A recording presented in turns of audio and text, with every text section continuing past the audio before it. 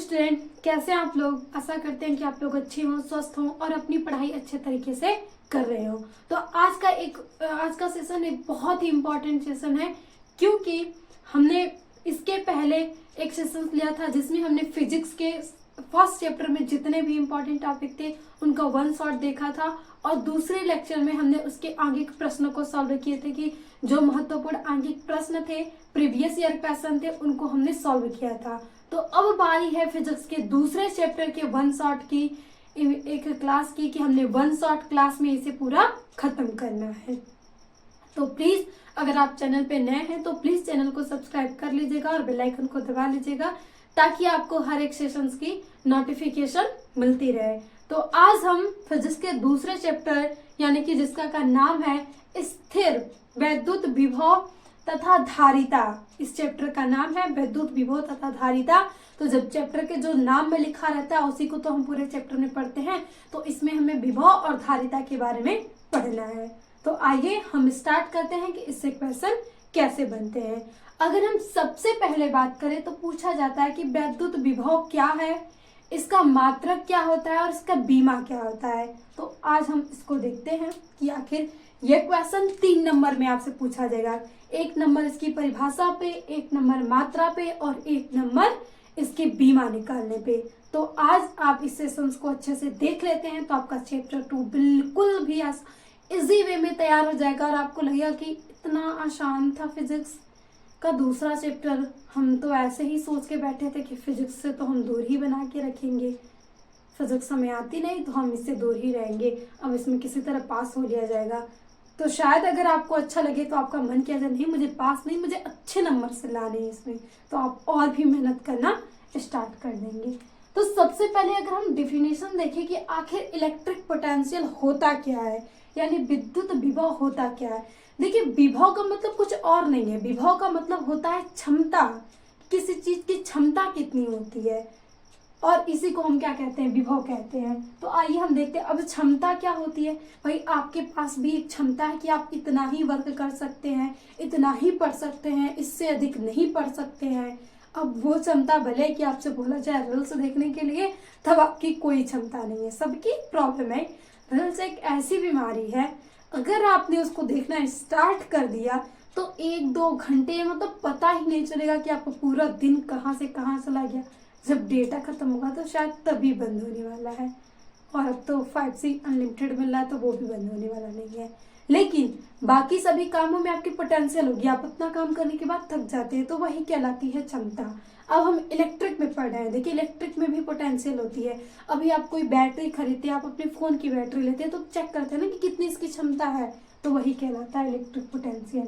तो इसमें डिफिनेशन में क्या लिखना है कि एकांक धन परीक्षण आवेश को, एकांक धन परीक्षण आवेश को जिसे हम Q0 बोल लें, एकांक धन परीक्षण आवेश को अनंत से किसी विद्युत क्षेत्र के भीतर किसी बिंदु तक लाने में जो कार्य किया जाएगा, मतलब ये परीक्षण आवेश हो गया और यहाँ पे एक वैद्युत क्षेत्र है, मान लीजिए यहाँ पे Q चार्ज है और यहाँ पे वैद्युत क्षेत्र है। अब ये अनंत दूरी पे है और इसको हमें यहाँ किसी बिंदु पे लेके जाना है। तो जो कार्य है, अब हम इसको यहाँ लेके जाएंगे तो कुछ एनर्जी हमारी जाएगी, और जो ऊर्जा होती है वही कार्य के बराबर, यानी हमें कुछ वर्क तो करना पड़ेगा, और ये जो वर्क किया जाता है वही कहलाता है कि विद्युत विभव कितना हुआ यहाँ से। तो अगर आपके पास यहाँ लिखें फार्मूले की, तो V बराबर W/Q0 आपके पास आ जाता है फार्मूला मिल गया। और इस तरीके से आप फिगर से समझ सकते हैं कि आपने एक वैद्युत क्षेत्र इमेजिन कर लिया कि यहाँ पे एक वैद्युत क्षेत्र है जो भी, और इस वैद्युत क्षेत्र में यहाँ पे परीक्षण आवेश को लेके जा रहे हैं। तो जो कार्य ये W जो किया जा रहा है इस आवेश को ले जाने में, तो इसी को हम क्या कहते हैं, विद्युत विभव कहते हैं, जिसे हम V बराबर W/Q0 से दर्शाते हैं। अब हम देखते हैं कि इसका मात्रक क्या होता है, क्योंकि फिजिक्स में मात्रक के इम्पोर्टेंट बहुत अधिक है। अब देखिए मात्रक क्या, कार्य का मात्रक तो आपको पता होगा और आवेश का भी मात्रक पता है, तो बस कार्य का मात्रक तो जूल, ये तो कहेंगे तब मुझे नहीं भूलेगा। कार्य का मात्रक कूलाम, फर्स्ट लेसन से पढ़ते आ रहे हैं। कूलाम कूलाम कूलाम, कूलाम का नियम पढ़ा, कूलाम क्या है, तो अब ये तो याद ही हो गया होगा। अब जूल प्रति कूलाम को हम एक और चीज लिख सकते हैं जिसे लिखते हैं वोल्ट। अब साइंटिस्ट का है ये जूल प्रति कूलाम, अच्छा नहीं लग रहा है, इतना बड़ा कौन लिखने जाएगा, कुछ अच्छा सा सोचते हैं जिसे हम एक वर्ड में लिख सके। तो एक वोल्ट है, और वोल्टता का नियम जिसे कहा जाता है, बहुत सारा हमने आगे पढ़ेंगे ना इसमें, किरचॉफ का नियम जिसमें 2 प्रकार से आते हैं, तो यही हो गया वोल्ट। अब बात आती है कि इसकी बीमा कैसे निकालें। तो बीमा निकालने से मेरे स्टूडेंट तो डरने वाले है नहीं, ये कोई भी एकदम ये नहीं है कि मतलब बहुत ही हार्ड है कि हमसे नहीं होगा, बस आपको धीरे धीरे इसे सॉल्व करना है। फिजिक्स में कभी भी जल्दीबाजी मत कीजिएगा कि मुझे मतलब नहीं आ रहा है ये, फिर नहीं होगा। आपको इसमें बहुत ही स्मूथली धीरे धीरे आराम से सॉल्व करते जाना है और अपने ब्रेन को स्टेबल रखना है, ताकि और जब स्टेबल रखेंगे तो आपको सब चीज ऐसे ही पढ़े रहेंगे तो याद आता चला जाएगा। अब बीमा, जूल की बीमा लिख लीजिए और कूलाम की बीमा लिख लीजिए, और वही किसकी हो जाएगी, विभव अंतर की। तो जूल की बीमा आप पहले भी निकाल चुके होंगे कि mL² T पे -2 जूल की बीमा होती है। अब कूलाम की बीमा, तो इसको आप पढ़े हैं कि AT, क्योंकि Q बराबर होता है I × T। I का जो होता है वो एम्पियर और T का समय, तो यहाँ से आ गया T।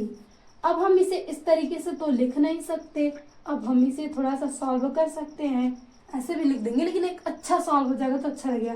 अब इस M को रहने दीजिए, L को भी रहने दीजिए, T, ये T ऊपर जाएगा तो ये भी माइनस हो जाएगा, तो यानी -1 और -2 मिलके कितने हो जाएंगे, -3। और ये ऊपर जाएगा, यहाँ पे प्लस है तो ऊपर जाएगा तो ये भी माइनस हो जाएगा, तो ये हो जाएगा पावर 1। mL² T पे -3 A इनवर्स किसकी बीमा है, वोल्ट की बीमा आ गई। तो अब आपके 3 नंबर फिक्स हो गए होंगे यदि आपने इस सेशंस को देखा होगा एंड तक तब। तो अब तो विद्युत विभव आ जाए तो अब कभी भूलेंगे नहीं, अच्छे से लिख के चले आएंगे। अब हम नेक्स्ट आगे बढ़ते हैं, क्या है, हमने इसका मात्रक देख लिया, इसका फार्मूला याद रखिएगा, क्योंकि आगे हमें सवाल पूछ देगा तो हमें सवाल फार्मूले याद रहेंगे तभी लगा सकते हैं हम। तो फार्मूला बहुत ही आसान है कि अनंत आवेश को विद्युत क्षेत्र में ले जाने में हमें जो कार्य किया जाता है वही विभव कहलाता है, तो यानी V = W/Q0। और यहाँ से आपने मात्रक निकाला और ये हो गई आपके पास बीमा। अब देखिए जो विद्युत विभव होता है, जैसे कि हमने विद्युत क्षेत्र निकाला था अक्षीय और निरक्षीय में, तो इस पे भी हम देखते हैं कि आखिर ये अक्षीय और निरक्षीय में कैसे आता है। तो जब आप यहां से देखेंगे अक्षीय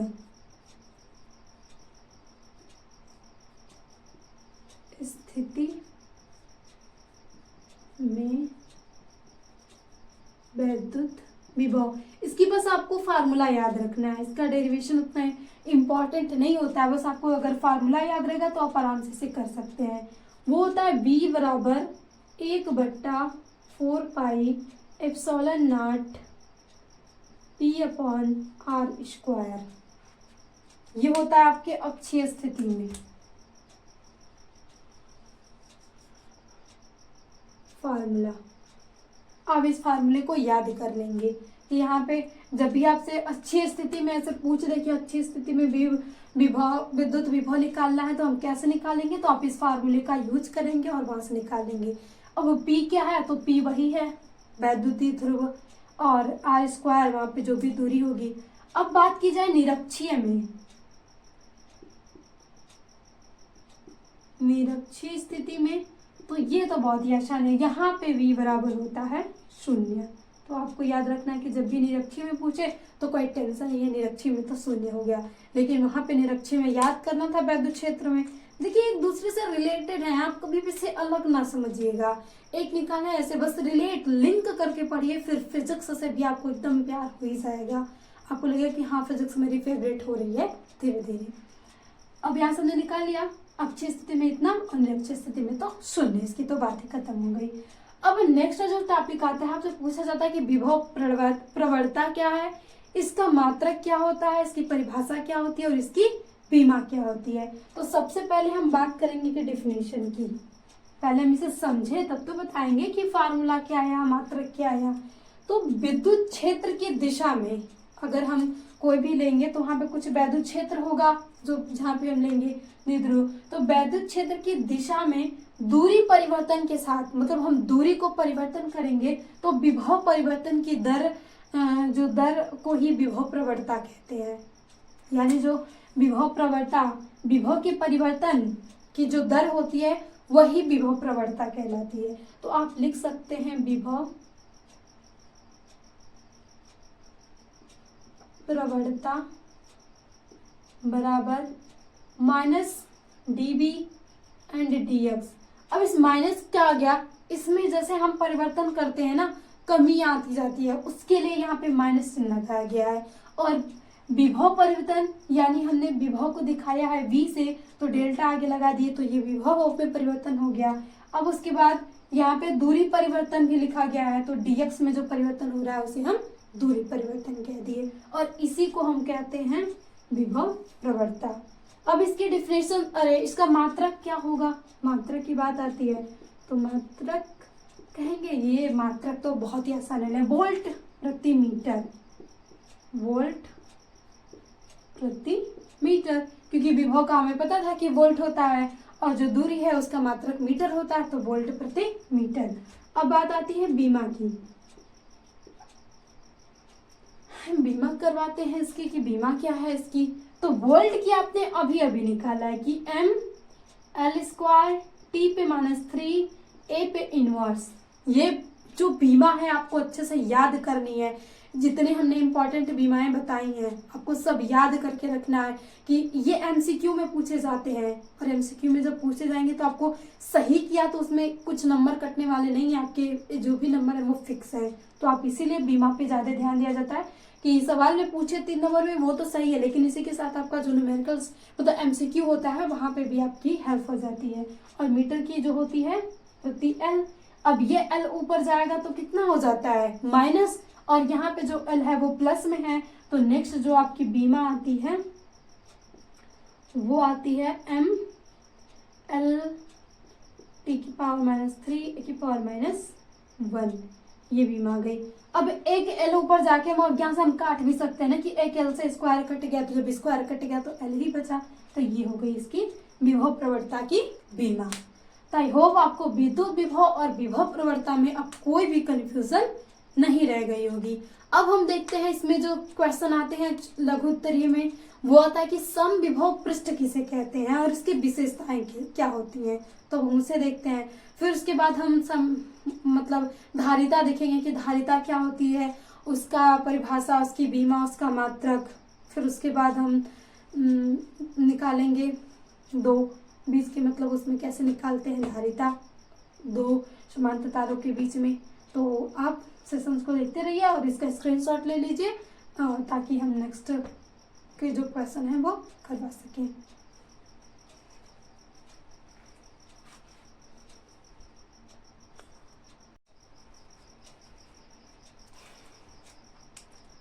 तो अब हम देखते हैं कि सम विभव पृष्ठ क्या होता है। ये भी बात करें तो कई साल एग्जाम में पूछा गया है, वेरी वेरी इंपॉर्टेंट होता है। 3 नंबर आपसे पूछा जाता है कि सम विभव पृष्ठ क्या है, किसे कहते हैं और इसकी विशेषताएं क्या होती हैं। तो सबसे पहले जब बात आती है किसे कहते हैं, तो यानी इसकी हमें डिफिनेशन लिखनी होती है। तो सम विभव पृष्ठ आधा बात तो इसके नाम में ही चला जाता है कि मतलब इसका जो पृष्ठ होगा वो समान होगा, तो उसी को हम कहेंगे कि समान विभव वाला जो पृष्ठ है उसे हम समविभव पृष्ठ कहते हैं। तो अब इसको हमें ऐसे तो लिखने, ऐसे लिख के चले आएंगे तो वो सोचेगा कि बस इन्हें इस बच्चे ने पढ़ा नहीं है, थोड़ा ऐसे लिखा है। तो हमें थोड़ी अच्छी लैंग्वेज में लिखना आता है। तो हम डिफिनेशन देखें तो लिखेंगे कि किसी विद्युत क्षेत्र में खींचा गया वह पृष्ठ जिस पर स्थित सभी बिंदुओं पर जो विद्युत विभव होता है वो समान होता है, और ऐसे पृष्ठ को हम क्या कहते हैं, समविभव पृष्ठ कहते हैं। कि जैसे हम कोई विद्युत क्षेत्र ले लें, ये हो गया, और यहाँ पे एक हम बिंदु O मान लेते हैं। अब यहाँ से किसी भी बिंदु पे हम ले लें, बात करें यहाँ कोई भी बिंदु ले लें हम,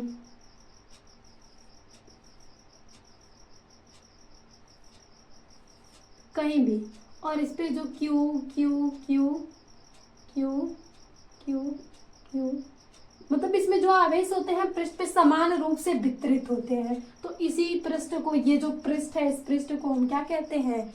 समविभव पृष्ठ कहते हैं। इसमें हर जगह जो विभव होगा वो, इस पे जो चार्ज होते हैं वो सभी बिंदुओं पे समान होते हैं, जिसे हम विद्युत विभव, मतलब जितने भी हैं वो समान हैं, तो इस पृष्ठ को हम समविभव पृष्ठ बोलेंगे। तो बस इसकी जो डिफिनेशन है वो तो नाम में ही छिपी हुई है, थोड़ा सा हमें आगे लिखना पड़ता है कि किसी भी विद्युत क्षेत्र में खींचा गया वह वक्र या वह मतलब पृष्ठ जिस पर स्थित सभी बिंदुओं पे विद्युत विभव समान हो, उसे हम समविभव पृष्ठ कहते हैं। अब समविभव पृष्ठ होने के लिए क्या क्या चीजें चाहिए, मतलब इसमें क्या क्या चीजें होती हैं, वही इसकी विशेषता हो जाती है। सबसे पहले बात करें तो किसी चालक का पृष्ठ सदैव, अगर वो चालक है तो उसका पृष्ठ सदैव समविभव पृष्ठ पर ही होता है। किसी चालक का पृष्ठ सदैव समविभव पृष्ठ पर ही होता है। अगर उसके पृष्ठ की बात करें तो उसका हमेशा समविभव होगा। ये किसी चालक की विशेषता हो गई। फिर बात करें तो समविभव पृष्ठ एक दूसरे को कभी काटते नहीं है। जो समविभव पृष्ठ रेखा मतलब होती हैं कि ये जो समविभव पृष्ठ आपको दिख रही है, कभी एक दूसरे को काटती नहीं है। फिर उसके बाद समविभव पृष्ठ में वैद्युत क्षेत्र की दिशा सदैव पृष्ठ से लंबवत होती है। अभी आप यहाँ देख रहे हैं कि मतलब कि अगर हमें एक सर्कल माना है तो यहाँ पे कोई भी रेखा खींचेंगे तो वैद्युत जो भी क्षेत्र है उसके क्या है, अभी लंबवत पाई जा रही है। तो ये चीजें इसमें होनी चाहिए, तभी हम इस पृष्ठ को कहेंगे कि हाँ ये समविभव पृष्ठ है। फिर लास्ट की हम बात करें तो इस पृष्ठ के एक बिंदु से दूसरे बिंदु तक धनावेश को ले जाने में जो कार्य किया जाता है वो शून्य होता है।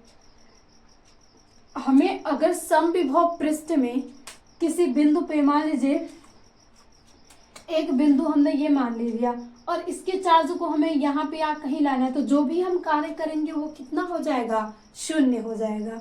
ये होती है समविभव पृष्ठ की समानताएं। तो बहुत ही इंपॉर्टेंट है इसकी डिफिनेशन एंड समानताएं। 3 नंबर में आपसे पूछी जाती है, बहुत ईयर्स में पूछी गई है, तो शायद आप इसे तैयार कर लें। तो अभी एग्जामिनर शायद इस बार भी किसी न किसी सेट में पूछ ले, तो प्लीज आप इसको अच्छे से लिख के अच्छे से एक बार रिवीजन कर लीजिएगा। बस इसे समझना है कि जब ये विभव पृष्ठ समान होगा तभी उसे समविभव पृष्ठ कहते हैं। अब समविभव पृष्ठ अभी हमने लिखा है कि विद्युत क्षेत्र में किसी भी आवेश को ले जाने में जो कार्य किया जाता है वो विभव कहलाता है। तो विद्युत क्षेत्र में ही हम कोई रेखा खींचेंगे और इसके सभी बिंदुओं पे जो विभव रखना है वो समान रखना है, तो जो वो पृष्ठ की उत्पत्ति होगी उस पृष्ठ को हम समविभव पृष्ठ कहते हैं। और इसकी कुछ विशेषताएं हैं कि ये जो समविभव पृष्ठ होते हैं ये कभी एक दूसरे को काटते नहीं है। इसमें एक आवेश को दूसरे जगह ले जाना है तो जो कार्य किया जाएगा वो शून्य के बराबर होगा। और दूसरी बात की कि चालक, किसी भी चालक की बात की जाए तो उसका पृष्ठ सदैव समविभव पृष्ठ ही होता है। तो इतना ही आसान है। तो अब आइए हम देखते हैं नेक्स्ट की धारिता क्या होती है, इसकी बीमा क्या है, तो वो चीजें देखते हैं और इसे हम करते हैं। आप इसका स्क्रीनशॉट ले लीजिए।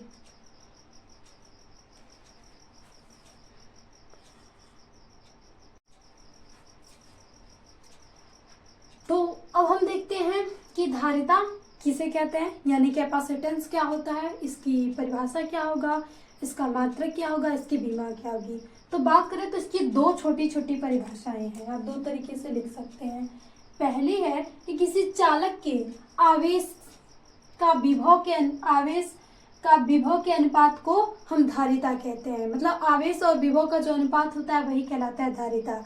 आप इस डिफिनेशन को भी लिख सकते हैं और इसे भी लिख सकते हैं किसी चालक द्वारा आवेश ग्रहण करने की, सॉरी यहाँ पे करने की छूट गया है, ग्रहण करने की क्षमता को उस चालक की धारिता कहते हैं। अब बात आती है, इसे थोड़ा सा समझें। अब हम मान लेते हैं कि ये तो वैसे चालक है नहीं, एक हम चालक मान लेते हैं। इसे इमेजिन कि हमने इसे चालक मान लिया कि ये मेटल्स का बना है, ये चालक है। अब इसकी जो एरिया है, इसका जो पृष्ठ है, तो इसके पास एक क्षमता होगी ना कि ये कितने आवेश को संग्रहित कर सकता है। तो मान लीजिए कितना, 100, 200, 1000, मतलब अब आवेश बहुत, मतलब मान लीजिए कि 10,000 आवेश इस पे हो गए, या 1000 ही आवेश किसको ये ले सकता है, इससे अधिक ये नहीं लेगा। तो ये जो 10,000 है इसकी ना यही कहलागी धारिता, कि मतलब इसके पास इतना ही है, इससे अधिक हम नहीं दे सकते। जैसे कि आप फोन चार्ज करते हैं या कोई भी ऐसे बैटरी होती है जो वो फुल चार्ज होती है, तो मतलब उसके पास जितनी आवेश लेने की क्षमता होती है वो इतना ले लेती है, और वही क्षमता उसकी कहलाती है धारिता, उससे अधिक वो नहीं लेगी। तो वही बात की जा रही है कि किसी चालक द्वारा आवेश ग्रहण करने की क्षमता को उस चालक की धारिता कहते हैं। इसे हम कैपिटल C से प्रदर्शित करते हैं। बात करें तो इसे कैपिटल C से प्रदर्शित करते हैं, प्रदर्शित करते हैं। अब बात आती है यहाँ पे फार्मूले की। तो फार्मूला है C बराबर Q अपॉन V, यानी आवेश V को अभी हमने विभव पढ़ा है। विभव कहलाता है एक क्षमता, आवेश ग्रहण करने की क्षमता को ही हम क्या कहते हैं, धारिता कहते हैं, जिसे हम C से दिखाते हैं।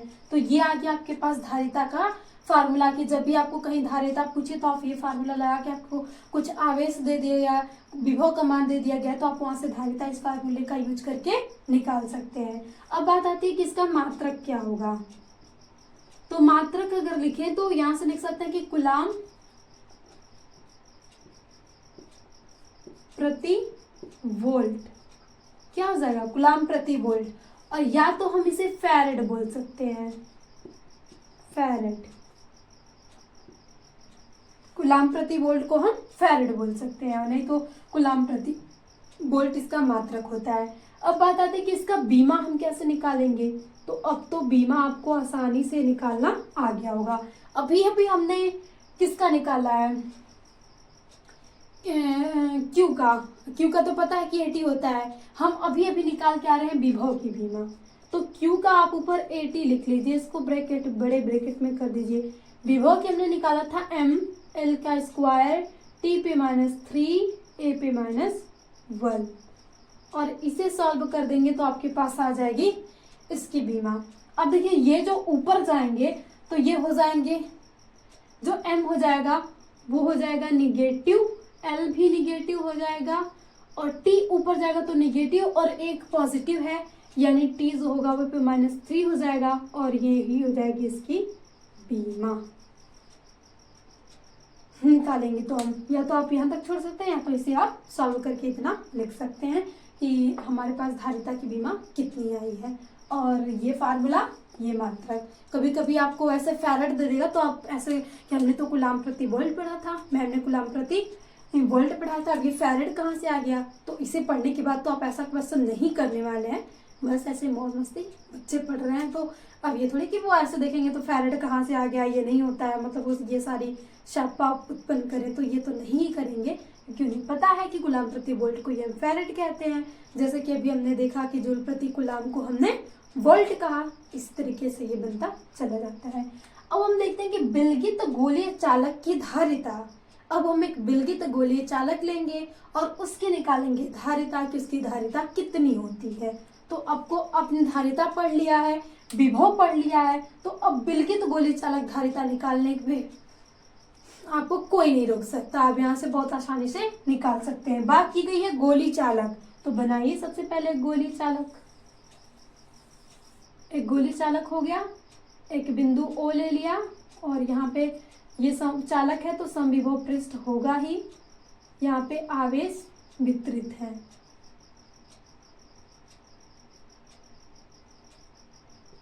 अब हमने एक आवेश पे निकाल लिया कि इस दूरी पे हमें जो निकालना है धारिता निकालना है। तो अभी हमें धारिता निकालने के लिए किन किन चीजों की जरूरत पड़ेगी कि विलगित गोलीय चालक की धारिता, हमने कि विलगित गोलीय चालक बना लिया है।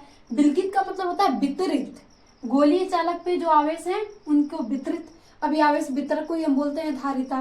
तो इसे भी तो हम C से ही दिखाएंगे। तो सबसे पहले अभी धारिता हमने निकाला है कि C बराबर आपके पास आता है Q अपॉन V, समीकरण नंबर 1। अब ये बना लीजिए, फिर उसके बाद यहाँ से विभव बराबर आपको, अब Q का मान, Q तो रख लेंगे कि आवेश कितना है। अब यहाँ से अभी आप विभव बराबर पढ़ के आए हैं कि विभव बराबर क्या होता है, फार्मूला 1/4πε0 Q/r। अब आपको यहाँ पे विभव ही निकालना है ना, तो आर स्क्वायर नहीं लेंगे क्योंकि आपने दूरी क्या माना है, आर, तो आप यहाँ पे आर लिख लेंगे और आवेश को तो आप क्यू लिख लेंगे। तो अब इस समीकरण 1 में आप v का मान रख देंगे, तो आप यहाँ से लिख सकते हैं समीकरण 1 में v का मान रखने पर एक विलगित चालक की धारिता के लिए बस फार्मूला हमें निकालना है कि वो फार्मूला आ जाए जब भी हमसे विलगित। अब क्यू को आप ऊपर रहने दीजिए, अब यहाँ पे रख लीजिए 1/4πε0 Q/r। अब देखिए ये क्यू इस क्यू से कैंसिल आउट हो जाएगा क्योंकि ये ऊपर जाता है और ये हो जाएगा c बराबर 4πε0r, और यही होता है विलगित गोलीय चालक धारिता का फार्मूला। और इस फार्मूले को तो आपको एकदम जहन में याद रखना है कि कभी इस फार्मूले को आप भूलेगा मत, क्योंकि भूले और सवाल आ गया तब वहां पे आप वाव मोमेंट के शिकार हो जाएंगे।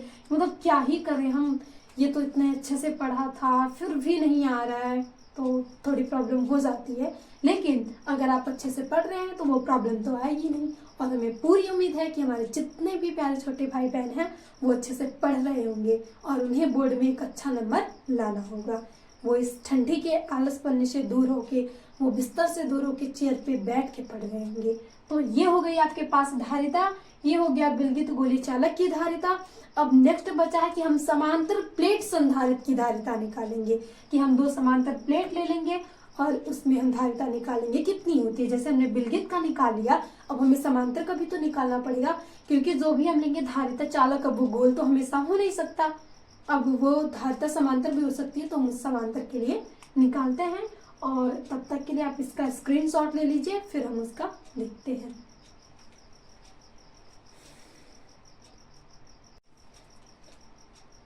तो अब हम देखते हैं कि आगे समांतर प्लेट संधारित्र की धारिता क्या होगी। देखिए इसका डेरिवेशन भी पूछा जाता है, तो अगर आप चैनल पे नए हैं तो आपको मतलब नहीं मिलेगा, लेकिन जो बच्चे पहले से पढ़ रहे हैं तो हमने एक इसका अलग से सेशन बनाया हुआ है, तो आपको एकदम बेहतर से समझना है तो उसे भी जाके देख सकते हैं। नहीं तो अगर आप यही समझना चाहते हैं तो यहाँ भी हम ऐसा मतलब इतना तक कवर करवा देंगे कि आपको यहाँ से चीजें समझ में आ जाएंगी। अब यहाँ पे कहा जा रहा है कि समांतर प्लेट संधारिता की धारिता निकालनी है, तो सबसे पहले आप दो समांतर प्लेट बना लीजिए। ये हो गई आपके पास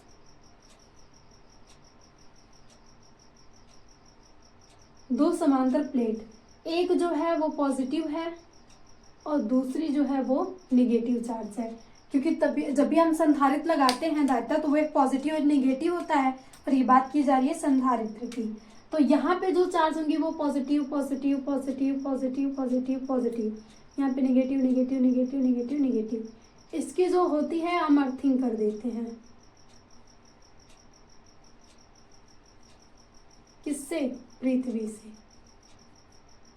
और ये जिससे है वो हम दूर देंगे, किसमें? वायर से। इनके बीच की जो दूरी है वो है d। अब ये प्लस माइनस चार्ज है तो ये उत्पन्न करते हैं यहाँ पे ई विद्युत क्षेत्र, यानी जो विद्युत क्षेत्र वो प्लस से माइनस की ओर वहां पे क्षेत्र की दिशा होगी। अब इस प्लेट को हमने ए मान लिया और बी मान लिया, तो आप अगर डेरिवेशन में देता है तो सबसे पहले लिख सकते हैं कि माना हमने दो समांतर प्लेट ए और बी लिया, जिसमें से ए पॉजिटिव चार्ज है और बी निगेटिव चार्ज है, तो उतना तो आप लिख सकते हैं। बाकी हम यहाँ से जो मेन टॉपिक है वो डेरिवेट कराते हैं। तो आप समांतर प्लेट संधारित्र के बीच सबसे पहले क्या निकालेंगे? वैद्युत क्षेत्र की तीव्रता, यानी ये ई क्या है। तो आप जब भी ये समांतर प्लेट है, अभी पिछले लेक्चर में हम पढ़ते हैं कि जो समांतर प्लेट होता है तो ई होता है वहां पे सिग्मा अपॉन एप्सिलॉन नॉट। तो यहां से लिख सकते हैं समांतर प्लेट संधारित्र, समांतर प्लेट संधारित्र के बीच वैद्युत क्षेत्र की तीव्रता। आप इसे थोड़ा अच्छे तरीके से लिख सकते हैं कि आपको थोड़ा डिवाइड लिखना है, लेकिन हम यहाँ पर रिवीजन करवा रहे हैं। बाकी इसका सेशन अलग से है, आप वहां से देख सकते हैं। तो यहाँ ई बराबर सिग्मा अपॉन एप्सिलॉन नॉट होता है। ये इस पे इतना लगाता है, एक जो प्लेट होता है, जो समांतर प्लेट है, तो उस पर इतना याद रखना कि जब भी समांतर आ जाए तो इतना वहां पे वैद्युत क्षेत्र की तीव्रता होगी। अब नेक्स्ट आप यहाँ से पता है कि जो सिग्मा होता है वो क्या होता है, लैम्डा को हम रेखीय आवेश घनत्व कहते हैं और सिग्मा को हम पृष्ठ आवेश घनत्व कहते हैं। तो ये पृष्ठ आवेश घनत्व है, तो हम पृष्ठ समांतर दोनों ले रहे हैं, तो यहाँ पृष्ठ आवेश घनत्व में आता है कि Q बराबर A। तो अब इस सिग्मा की जगह हम रख देंगे Q बराबर A, तो आपके पास आ जाता है यहाँ से Q upon A epsilon not. ये हो गया आपके पास समीकरण नंबर 1। अब हम लिखेंगे कि माना प्लेटों की जो बीच की दूरी है, बीच की दूरी वो स्मॉल d तथा विभवांतर जो है वो है v। अब ये दो प्लेट है तो इसमें विभवांतर भी तो आएगा, तो विभवांतर b है, जो दूरी है वो d है। तो यहां से एक फार्मूला आता है कि v बराबर E इंटू डी, विद्युत क्षेत्र और इसके बीच की दूरी को के गुणनफल को हम कहते हैं यहाँ पे विभवांतर। अब हम समीकरण 1 से यहीं पे E का मान रख देंगे। तो जब आप E का मान यहाँ से रखेंगे Q upon A upon epsilon not into D, तो ये हो गई संधारित्र प्लेट की जो विभव आ गया। अब हमें निकालना है कि धारिता, यहाँ पे लिखा क्या गया है धारिता। तो अभी आप पढ़ के आए कि संधारित्र की धारिता, संधारित्र की जो धारिता होती है C बराबर Q अपॉन V। अब इस V का इसे मान लीजिए आप समीकरण नंबर 2। अग्रसर हैं आप अपनी मंजिल की ओर। समीकरण 2 में नहीं, इसे मान लीजिए समीकरण नंबर 3। समीकरण 3 में V का मान रखने पर, तो जब V का मान रख देंगे तो आपके पास आ जाएगा C बराबर Q upon A epsilon not into D. Q से Q यहाँ हो जाएगा कैंसिल आउट और आपके पास बचेगा C बराबर A epsilon not into D, और यही फार्मूला आपको याद रखना है। अब यहां से जब पूछे कि यदि माध्यम का पैरा वैद्युतांक K हो, अब K का मान 1 देगा, तब आप इस फार्मूले को यूज रख सकते हैं कि यहाँ पे K बराबर आपने 1 रखा है, और जब कुछ मान देगा तो आप रख लीजिएगा वो अलग अलग के लिए। तो यहाँ पे जो फार्मूला आ जाता है वो आ जाता है C बराबर K into A into epsilon not upon small d। तो ये फार्मूला आपको याद रखना है कि समांतर प्लेट संधारित्र की जो धारिता होती है C बराबर K A into epsilon not upon D होती है। तो ये फार्मूला आप याद रखिएगा, और ये आपको डेरिवेशन तो जब आएगा तो 4 नंबर में आ सकता है, 3 नंबर में भी थोड़ा छोटा है आ सकता है, और फार्मूला आएगा तो अगर सवाल इस पे देगा तो वो 5 नंबर में ही आएगा। और यहाँ से अगर आप ये याद रखते हैं तो आप 5 नंबर आसानी से ले सकते हैं। तो ये हो गया समांतर प्लेट संधारित्र की धारिता। अब इसमें थोड़ा ऊर्जा बचा है, उसे हम उसका फार्मूला देख लेते हैं, फिर उसके बाद ये चैप्टर हो जाएगा जितने भी इसके इंपॉर्टेंट टॉपिक है समाप्त। यानी एक और चैप्टर का आपने पूरी तरीके से ऑपरेशन कर दिया। अब ये जो चैप्टर है वो आपके अगर एक बार रिवीजन कर लेते हैं तो आपको एकदम अच्छे से याद हो जाएगा, पूरी पकड़ बन जाएगी। इससे जो भी क्वेश्चन आएगा आप उसे लिख सकते हैं। तो आइए हम इसमें ऊर्जा कैसे होती है वो निकाल लेते हैं, तब तक इसका स्क्रीनशॉट ले लीजिए।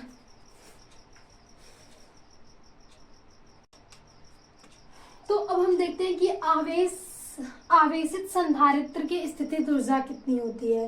तो इसकी अगर हम डिफाइन करते हैं, अगर हम समझे तो ये क्या है, तो अगर हम जब किसी संधारित्र को आवेशित किया जाता है, अगर हम किसी संधारित्र को आवेशित करने जा रहे हैं तो उसको आवेश देने में कुछ ऊर्जा मतलब यूज करनी पड़ेगी, यानी हमें कुछ कार्य करना पड़ेगा। तो जो कार्य किया जाता है वही संधारित्र में विद्युत स्थितिज ऊर्जा के रूप में संचित हो जाता है। और स्थितिज ऊर्जा को हम दिखाते किससे हैं? स्थितिज ऊर्जा को कैपिटल यू से प्रदर्शित करते हैं। तो आप जब भी किसी संधारित्र को आवेश देने जाएंगे तो आपको कुछ कार्य करना पड़ेगा, तभी तो वो उस पे आवेश जाएगा। अब आवेश तो है नहीं, कैसे चला जाएगा?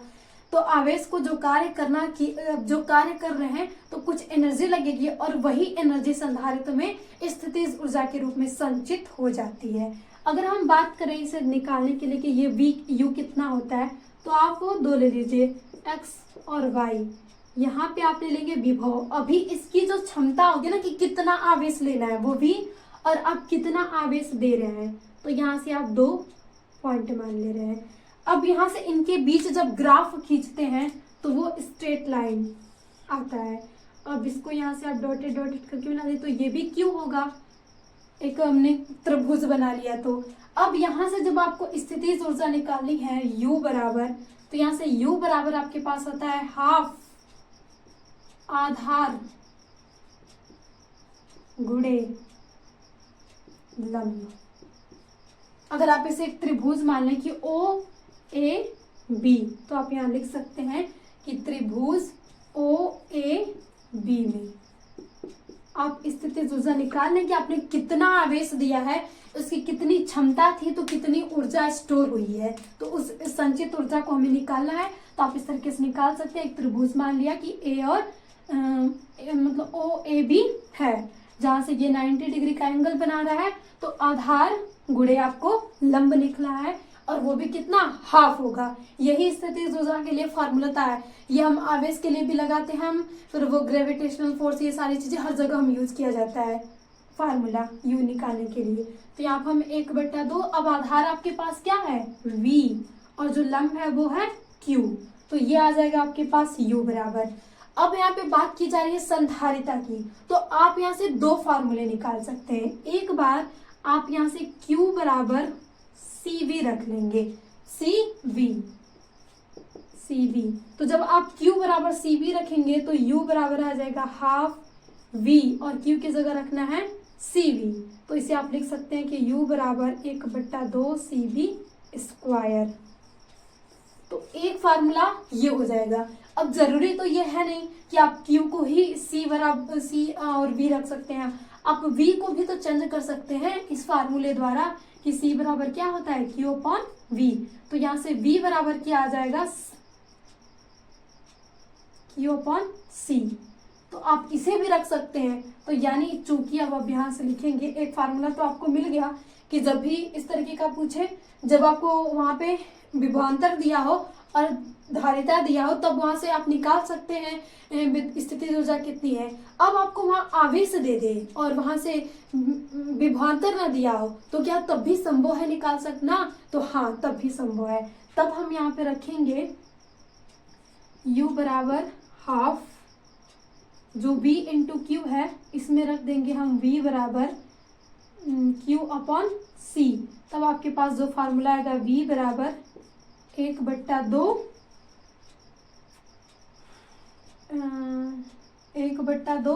और C को रहने दीजिए, और V की जगह आप रखेंगे तो V स्क्वायर के रूप में है, तो Q square and C square. तो एक C से एक C कैंसिल आउट हो जाएगा, यानी आपके पास आ जाएगा 1/2 Q स्क्वायर अपॉन C। तो एक फार्मूला आपको यहाँ से ये भी मिल जाएगा, और एक ये भी।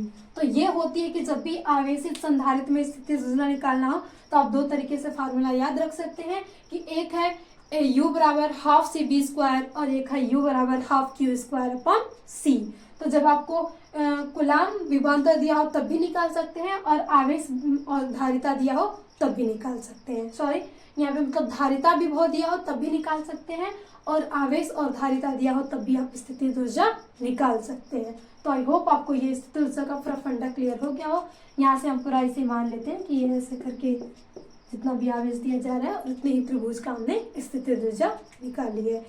तो यहीं पे आपका ये पूरा जो चैप्टर होता है समाप्त, स्थिर विद्युत विभव एंड धारिता। आई होप आप इस पूरे चैप्टर में जितने भी इम्पोर्टेंट टॉपिक हो उसको इंजॉयफुल तरीके से आप आज समझ गई हो और आपको फिजिक्स बहुत अच्छी लगने लगी हो और आप और भी सेशंस पढ़ने के लिए तैयार हो, आपके अंदर एक एनर्जी आ गई हो, वीर रस आपके अंदर आ गया हो, उत्साहित हो गया हो। क्योंकि पढ़ते ना कि अगर देखिए एग्जाम स्टूडेंट का क्षेत्र क्या होता है, एग्जाम सेंटर जो होता है वही रणभूमि है आपकी, वहीं पे आप तैयारी कीजिए जितनी जोरों शोर से कर सकते हैं, जितना उत्साह है, ताकि आप उस रणभूमि में जाकर अपने कौशल को दिखा सकें। तो thank you dear student and dear मेरे यंगर सिस्टर्स एंड ब्रदर्स। तो अब मिलते हैं नेक्स्ट सेशन में। अगर आपका जो भी डाउट हो तो प्लीज़ उसको बताइएगा, हम आपके डाउट क्लियर करने की पूरी कोशिश करेंगे। और प्लीज़ इस चैनल को थोड़ा सा अपना प्यार और सपोर्ट बढ़ाइए ताकि हमें और भी मेहनत करने की जुनून आ सके, और हम मेहनत करेंगे, आपको ऐसे ऐसे सेशंस लाएंगे और आपको पढ़ने में भी मज़ा आने लगेगा। तो थैंक यू, मिलते हैं नेक्स्ट सेशन में। जय हिंद।